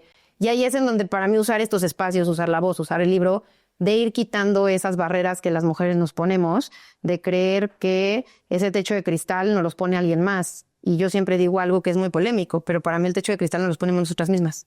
Y más cuando somos mujeres privilegiadas. Obviamente, sí, y más en un país como el nuestro, hay muchas mujeres que tienen un techo de cristal real. Pero si tú tuviste la oportunidad de estudiar, si tú tienes la oportunidad de trabajar en una compañía de cierto tamaño, con ciertos estándares, no tienes un techo de cristal. Te lo pones tú sola. Entonces, bueno, ahora sí, cierro mi paréntesis. Entonces, cuando yo se lo digo, se empezó a reír. Y yo, ¿de verdad así tan mal estoy como para que te estés riendo? Y me dijo, es que ya puse tu nombre. Wow. Me dijo, no va a ser un proceso fácil, porque obviamente hay más candidatos. Y sobre todo porque en la siguiente fase de esta reestructura, eliminaron managing directors en muchísimos países. Y entre ellos en LATAM. Entonces, muchos de ellos querían ese rol, por supuesto. Sobre todo pensando quién estaba en Andina, en Costa Rica y en Cono Sur, ¿no? Entonces me dijo, vas a competir contra los grandes. Y pues ahora sí que está en tus manos. Y mi esposo se enoja porque digo esto, pero bueno, como ya lo saben, el segundo día más feliz de mi vida fue cuando me dijeron, welcome to the job. La primera vez que me escuchó decirlo, me dice, ¿esto en serio? ¿No fue cuando te casaste conmigo? No, eso fue, podríamos ponerlo el treteo, pero no, el segundo día más feliz de mi vida fue cuando me dijeron, welcome to the job. Pues hace 4 años, en diciembre del 2022. Contexto situacional. No vamos a hablar mucho de esto, pero creo que es importante mencionarlo. 3M es una empresa multinacional en donde la operación de México está más o menos en el número 14 a nivel global. Resultados global de la importancia que tiene. ¿De qué forma asumes esta responsabilidad? Es decir, hay miedo, hay incertidumbre, hay adrenalina. Es un roller coaster de emociones porque cuidado con lo que deseas. De pronto deseamos muchas cosas que cuando llegan decimos, ok, ahora, ¿cómo se come este plato? ¿No? ¿Qué pasó contigo en esto? Porque ser el número 14 no es cosa menor Y hoy tú diriges esto con una empresa de más de 10,000 empleados. Sí, hoy hubo un spin-off. Van a ser 2 años este abril. El negocio de Healthcare por primera vez en la historia de la compañía se hizo el spin-off como una empresa totalmente independiente. Se hizo una IPO. Entonces, bueno, hoy somos 8,500 en México. Y sí, México tiene mucha relevancia por 2 temas. Uno, por la parte comercial, sin duda. Pero también por las plantas de manufactura que tenemos, que principalmente suministran a Norteamérica. Nosotros de toda la vida tuvimos un modelo muy regional de supply chain, a diferencia de otras compañías. Entonces, con toda la reorganización económica global que ha sucedido, y más el año pasado, pues a nosotros eso nos pone en una posición muy estratégica. A ver, sí, te diría que al principio vi venir una ola enorme, pero como todo gran tema, hay que partirla en cachitos. Ok. Y fue lo que hice. Fue tratar de entender cuáles eran las prioridades más críticas que atender. Y tampoco es que en su momento estuviéramos así en una situación súper compleja. No, para nada. La verdad es que recibí algo muy estructurado, muy ordenado, de lo cual yo por 2 años había trabajado en ello, ¿no? Pero una de las cosas, y sí fue un mensaje muy importante, es que cualquier mexicano que quiera y tenga los resultados y el compromiso y las intenciones puede tener este rol. Y ese impacto es brutal. Brutal. Porque hasta justo el año en que yo tomé la posición cumplíamos 75 años. En 75 años nunca había habido mexicano. Entonces, para mí, ¿qué más que eso? ¿Sabes? Felicidades, Fer. Muchas gracias. De verdad te lo digo de corazón. Sí, la verdad es que para mí eso vale muchísimo. Y demostrar también a nuestro mundo en 3M que sabemos hacer bien las cosas, ¿no? Porque, a ver, hay muchas razones por las cuales hoy muchas empresas, porque no nada más somos nosotros, están poniendo mexicanos en las posiciones. Porque hoy si tú ves de las empresas globales en México, yo que todos son mis compañeros en las cámaras, los conozco a todos, y el porcentaje de mexicanos somos muchísimos. Qué bueno. Y hay muchas razones detrás de eso en las compañías. Pero una que me parece muy valiosa, pues es que se ha visto que en México, claro que hay talento. Lo que faltaba era dar la oportunidad, ¿no? Y eso me parece buenísimo. Segundo fue mi mente de proceso me ayuda muchísimo. Porque para mí, por ejemplo, todo el tema de tiers, ¿no? Que para quien nos escuche y no tenga idea de qué estoy hablando, pues son estos modelos de mejora continua, ¿no? Que van pues bottom up y top down, de cómo gestionar una organización en una planta de manufactura, en un centro de distribución, etcétera.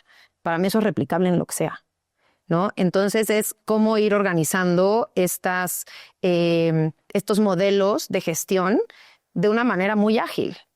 En donde... Por niveles. Exacto, por niveles y donde realmente hablemos de lo importante. Todo es urgente. ¿Qué es lo importante? ¿No? En donde decimos por ahí como embrace the red en los KPIs, ¿no? En donde a mí no me da miedo que esté rojo, al revés. Si está rojo, ¿qué hacemos para convertirlo en amarillo? ¿No?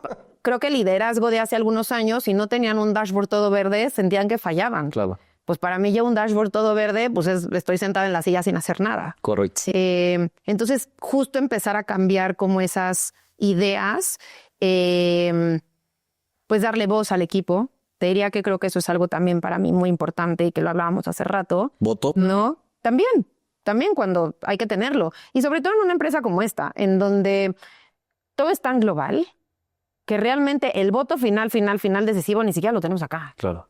O sea, seamos... ¿no? También. Y hay riesgos calculados para esos votos, ¿correcto? Exactamente. ¿No? Una de las cosas que he hecho muchísimo que no se había trabajado, y ahí sí te diría que es un gran diferenciador de mi tiempo en esta compañía, es el posicionamiento externo. Capitalizando, pues por supuesto, ¿no? La primera etapa en donde pues fue noticia que yo tomara el rol, pero cómo mantener eso vivo y no desde la noticia, sino realmente desde el interés de las narrativas de la compañía en pues la sociedad y en la comunidad en la que vivimos, con los temas prioritarios para nosotros, pero que también hagan clic con los temas que para la audiencia son importantes, ¿no? Y eso a nivel clientes, pero a nivel medios, pero con las cámaras, con la comunidad con la que operamos, con los empleados. Algo que yo hago que sorprende mucho y no sé por qué le sorprende, pero sorprende mucho cuando lo comparto. Y hasta mis peers de otras empresas siempre me dicen, no, yo también ya lo voy a hacer. Y cuando les preguntas, ¿ya lo estás haciendo? Nadie lo hace. Yo todos los trimestres voy a todas las plantas de manufactura y hablo con todos los empleados. Eso fue lo primero que hiciste. Ir a todo, y es consistente. Cada trimestre, no voy a todos los mismos trimestres, porque si no, los directores de las plantas, pues sí me dicen, déjame trabajar. Pero, no, o sea, me los roto y incluso hablo con el tercer turno. Había plantas en donde el director de la planta nunca se había parado en el tercer turno. ¿Cómo es posible? Para que sepan, el tercer turno es el día de madrugada. Correcto. ¿No? ¿Cómo es posible que si tienes gente trabajando de las 8 de la noche a las 6 de la mañana, no seas capaz de pararte con ellos y saber cómo están? Si quieres, es mi formación en supply chain y en haber trabajado en centros de distribución que trabajan 24/7. Pero para mí eso era algo básico. Entonces, hoy, ¿qué sucede? Cuando yo llego a las plantas, la cantidad de información que obtengo es maravillosa. No. Se me acercan las operadoras o los operadores a contarme qué tal y cual. Entonces, bueno, podemos tomar las decisiones correctas. Porque cuando tú solo tomas decisiones con lo que creo que es lo que la gente necesita, que la organización necesita, pues tal vez la decisión no es la correcta. Hay una brecha muy fuerte. ¿No? Porque lo que yo necesito a lo que necesitan ellos es enorme, ¿no? La diferencia. Pero estoy escuchando cuáles son sus problemáticas. De acuerdo. Y una súper sencilla que te voy a compartir. Como buena empresa global, se decidió que todo el tema de nómina se iba a automatizar y se iba a meter a un sistema súper sofisticado, bla, bla, bla. Perfecto. El tema es que nadie pensó en la gente de operación, en donde hoy tú, para poder tener acceso a tu recibo de nómina, necesitas loguearte en una computadora, necesitas entrar a un sistema y de ahí descargar tu recibo. Empresa que por cybersecurity cada 3 meses cambiamos los passwords. ¿Tú sabes lo que es eso para la gente de operaciones? Que no tienen ni una laptop, ¿no? Si tienen unos kioscos donde pueden acceder, pero claro, cada vez que quieren entrar a sacar su recibo de nómina, ya no saben cuál es su password. Es un tema. ¿Cómo me volví sensible a eso escuchando que en toda planta a la cual yo iba, cada vez que decía, alguien tiene una pregunta, algo que quiera compartir, las manitas, ¿no? Y el 80% de los comentarios eran, es que no puedo tener acceso a mi recibo de nómina. Bueno, gracias a eso fue que pude ir con el equipo global y decirles, oigan, ¿cómo vamos a resolver esto? No se puede, ¿cómo vamos a resolver esto? O sea, ¿entiendes? Sí, cambiamos el proceso para... Es una persona, y no una, tengo 6,500 personas, claro. ¿No? Que son las que tienen el tema, que no pueden entrar a su recibo de nómina. Y bueno, hoy ya resolvieron a través de hacer una app que desde cualquier celular puedes entrar y bueno, todavía no es como a mí me encantaría, pero al menos ya es más amigable. Eso fue gracias a que pude ir a las plantas y escuchar a la gente, ¿no? Y lo mismo, pues cuando platico con alguien de ventas, o sea, es realmente saber qué hay más allá del simple primera imagen que mostramos. Que no quiero spoilar el libro, pero tienes una filosofía muy particular que las divides en diferentes puntos. Esta filosofía, ¿cómo comulga en el libro? Porque esta es la puedo llamar autobiografía, sí, y mejor, ¿no? Es una autobiografía con tu parte personal como mamá hoy, de 2 hijos, esposa y siendo la directora general. Pues, es más, déjame tomar el libro. Y de hecho eso viene ya prácticamente en la última parte, casi en la última. La última parte también a la gente le ha sorprendido porque me atreví a escribirle cartas a diferentes personas o grupos de personas.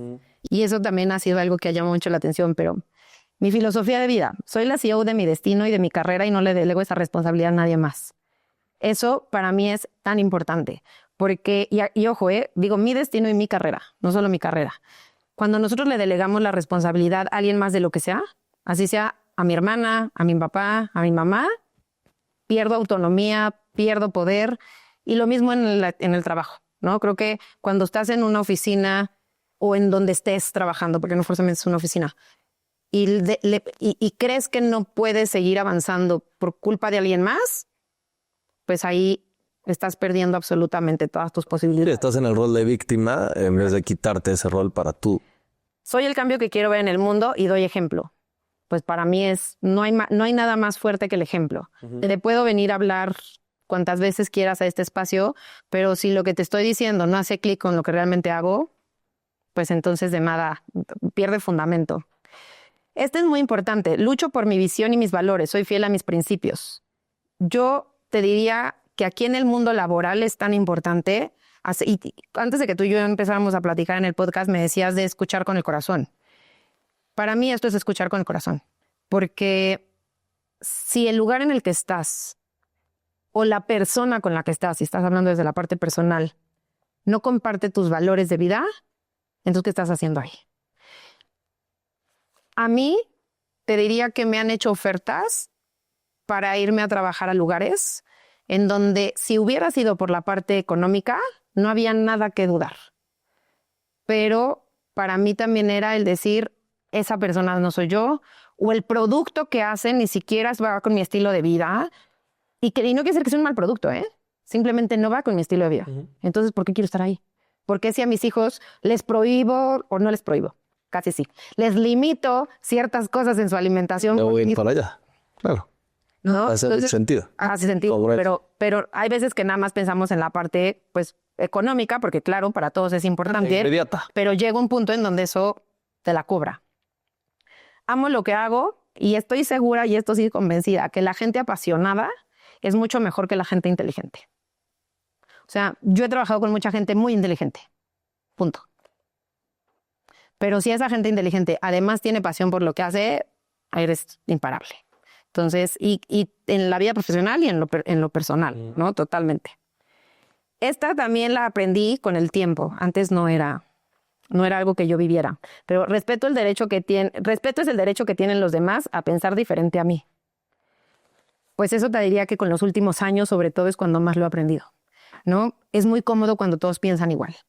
Y aquí yo te diría que para mí, y ahí sí hablando de un tema de género, no es poner más sillas en la mesa para que entren mujeres. Para mí es rediseñar las mesas. Ok. En donde realmente estemos conscientes en cuál es el impacto de la inclusión y la diversidad. Y no solo en parte de género, en general, ¿no? El mundo es súper diverso. Entonces, esa diversidad te la va a dar gente que piensa diferente.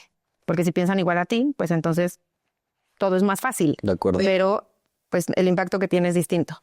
Esta yo la aprendí el 24 de diciembre del 2013.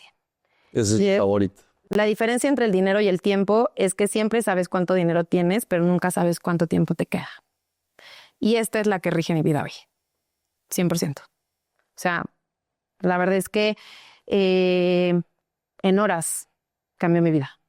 Y de nada, te diría que ese día entendí que nada lo que yo había hecho hasta ese momento había valido tanto como lo que podía venir hacia adelante sin mi mamá. Así que hay que pensar en dónde estamos poniendo nuestro tiempo y nuestra energía. Hazlo, y si tienes miedo, hazlo con miedo. Eso es, todos los días yo me levanto y digo, aunque tenga miedo. Hace poco se me ocurrió meterme porque yo no sé estar quieta y el área de confort me pica, ¿no? ¿Y por qué? Porque sí. Me metí a un maratón de natación. Tenía yo que nadar 2 horas, de 11 de la noche a 1 de la mañana, en equipos de 4. ¿Por qué? Porque estoy loca y porque se me ocurrió hacerlo. Tú me dijiste, oye, pero llevaste No, entrené 10 días antes. Y justo estuve a nada de no presentarme. Y entonces yo misma dije, sé coherente, tú misma estás diciendo, hazlo a pesar del miedo, pues ahora vas y Alex dice que cree que en los primeros 200 metros yo me iba a ahogar. Y yo también lo creí. No, hasta de perrito creo que nadie. O sea, no sé, hasta que ya me cambié el chip y dije, pues ya, a darle, ya estás en esta. ¿No? Y finalmente si mis actos inspiran a otros a soñar más, a aprender más, a hacer más y a convertirse en mejores personas, pues soy un líder. Y por eso estoy aquí contigo hoy. Gracias, Fer. De todo esto que hemos platicado, y haciendo un resumen de todo lo que has aprendido, ¿cuál es tu superpoder y cómo este superpoder impacta al mundo que te rodea, Fer. Inspirar. Para mí ese es el superpoder que me entregaron, que ahora que lo uso, veo que el impacto que hago es que las personas están haciendo que suceda lo que quieren que pase a partir de escucharme, hablar conmigo, leerme, y para mí eso es mover al mundo. Fer, transmites mucha seguridad cuando hablas, transmites pasión, transmites claridad de los siguientes pasos, aunque no los dices. Creo que por tu forma de pensar y cómo reformulas las respuestas, veo como claridad en la mirada, literalmente. Pero independientemente de esta claridad, de esta seguridad, pues de pronto existen miedos, ¿no? Y existen pues también estos síndromes del impostor que hablabas ahorita hace unos momentos, en donde pues de pronto actuamos, pero todavía tenemos ese miedo y queremos que se vaya, o algo que se nos quedó y nos estorbó. En Escucha, en el podcast, tenemos una dinámica en donde le pedimos a las personas que vienen que en esta flecha que te voy a dar, escriban justamente este miedo o esta creencia limitante que no te está permitiendo a lo mejor avanzar como este tren bala, con sus paradas, pero como tren bala, y que a lo mejor ya te quieres deshacer de ella.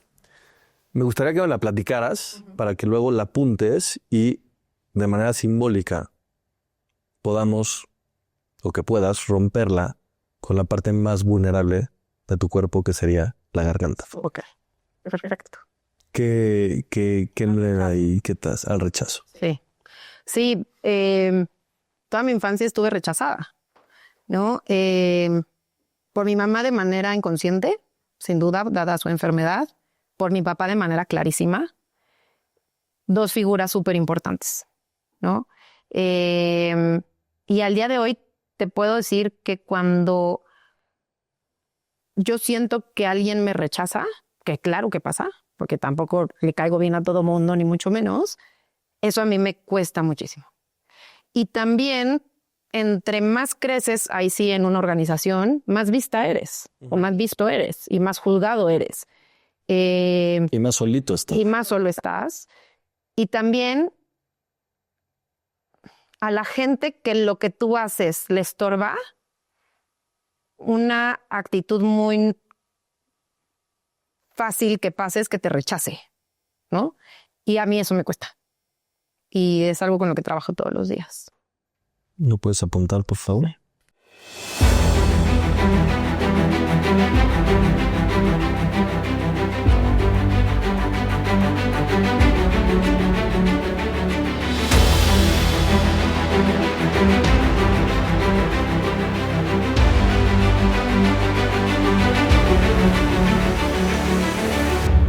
¡Uno, dos, tres!